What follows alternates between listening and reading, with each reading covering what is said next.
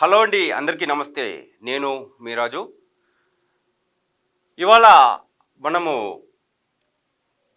ఈ గతంలో అప్పుడు జరిగిన పాక్‌ది అలాగే మన ఇండియాకి మధ్య ఒక పెద్ద గొడవ జరిగింది. పాక్ ఉగ్రవాదులు మన ఇండియన్స్‌ని చాలామందిని గూడా సుమారుగా ఒక 25 మంది దాకా చంపిన సంఘటన అది. అది మీకు గుర్తే ఉంటుంది. పహల్గామ్ దాడి సంఘటన. దానికి సంబంధించిన కీలక ఆధారాలు ఇప్పుడు దొరికినాయంట. గదేందో ముచ్చట ఇలా చూద్దాము. గతేడాది జరిగిన పహల్గామ్ ఉగ్ర దాడి వెనుక పాకిస్తాన్ హస్తం ఉందని నిరూపించే కీలక ఆధారాలు జాతీయ దర్యాప్తు సంస్థ ఎన్ఐఏకి లభించినట్లు సమాచారం. దాడికి సంబంధించిన అనుమానితుల కమ్యూనికేషన్, ఆర్థిక లావాదేవీలో పాకిస్తాన్ ప్రమేయం ఉన్నట్లు ప్రాథమిక విచారణలో తేలినట్టు తెలుస్తుంది. ఉగ్రమూకలు వాడిన ఫోన్లలో ఒకదానికి చెందిన కన్సైన్మెంట్ ఫైనాన్స్ను పాకిస్తాన్లోని ఫైసల్ బ్యాంక్ చేసినట్టు అధికారులు గుర్తించారు.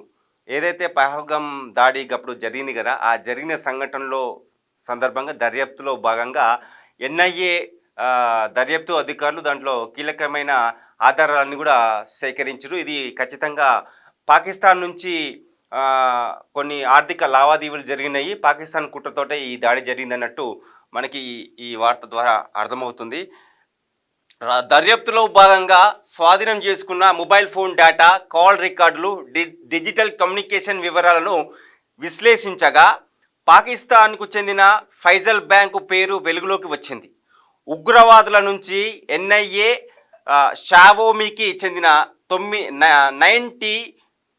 9T నోట్ 12 ఫోన్లను స్వాధీనం చేసుకుంది. వీటిలో ఒక ఫోన్ను కరాచీకి చెందిన టెక్ సిరత్ ప్రైవేట్ లిమిటెడ్ అనే సంస్థ 2021లో దిగుమతి చేసుకున్నట్లు గుర్తించారు.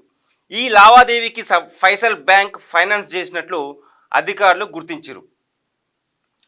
గతంలో కూడా పలు ఉగ్ర కార్యకలాపాల్లో ఫైసల్ బ్యాంకు పేరు వినిపించింది.